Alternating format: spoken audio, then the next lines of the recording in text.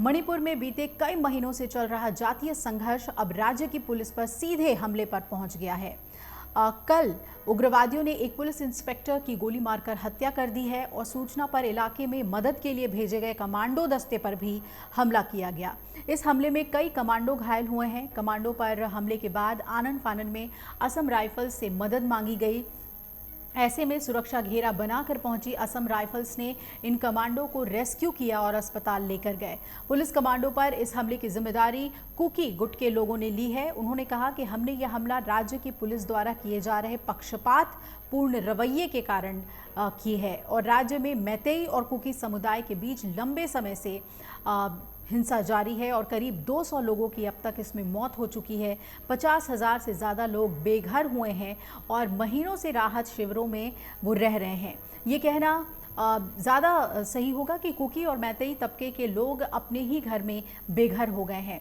हिंसा और हत्या के कई मामलों की जांच अब सीबीआई को सौंप दी गई है। वहीं अपनी गति से इसकी जांच सीबीआई कर रही है। राष्ट्रीय मानवाधिकार आयोग ने भी करीब 1.5 दर्जन मामलों का संज्ञान लेकर केंद्र और राज्य सरकार से जवाब मांगा है। अब इस पर ध्यान दिया जा रहा है कि आखिर मूल समस्या को कैसे सुलझाया जाए। राज्य में हालात पहले से मुकाबले अब काफ़ी बेहतर हो गए हैं क्योंकि केंद्र सरकार अभी पूरी तरीके से मणिपुर पे नज़र बनाए हुए है, लेकिन कुकी और मैतेई तबके के बीच जो संदेह की खाई है वो लगातार गहराती जा रही है और ये जो घटना हुई है ये भी उसका एक उदाहरण है। अब भी राज्य में तस्वीर किसी युद्ध क्षेत्र सी कभी कभी लगती है और दोनों तबके के लोगों ने पुलिस और सुरक्षा बलों पर भरोसा करने की बजाय अपने इलाके और लोगों की सुरक्षा का जिम्मा अपने कंधों पर ले लिया है। मैतेई और कुकी बहुल इलाकों में विभाजन की दीवार देखने को मिली थी जिसे अब सुलझाने की कोशिश की जा रही है। आम लोगों की अगर बात की जाए तो वो भी चाहते हैं कि जल्द से जल्द यहाँ शांति बहाल हो।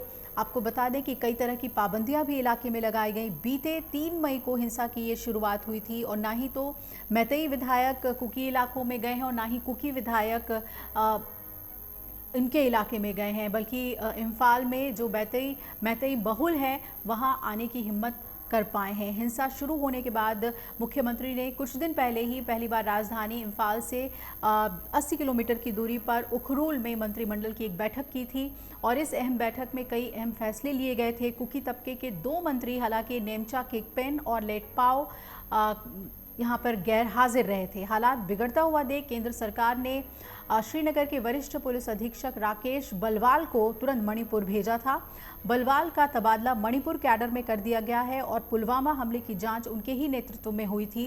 केंद्र सरकार ने मणिपुर के कुकी बहुल पर्वतीय इलाकों में विवादास्पद आफ्स्पा कानून की मियाद भी 6 महीने के लिए बढ़ा दी है।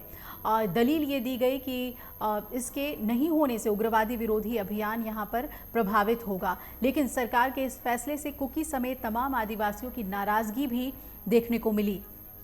आदिवासियों के संगठन जोमी काउंसिल ने सरकार के इस फैसले के प्रति कड़ा विरोध जताया है और केंद्रीय गृह मंत्रालय को भेजे एक ज्ञापन में संगठन ने इसे एक पक्षपाती और भेदभावपूर्ण कदम बताया है।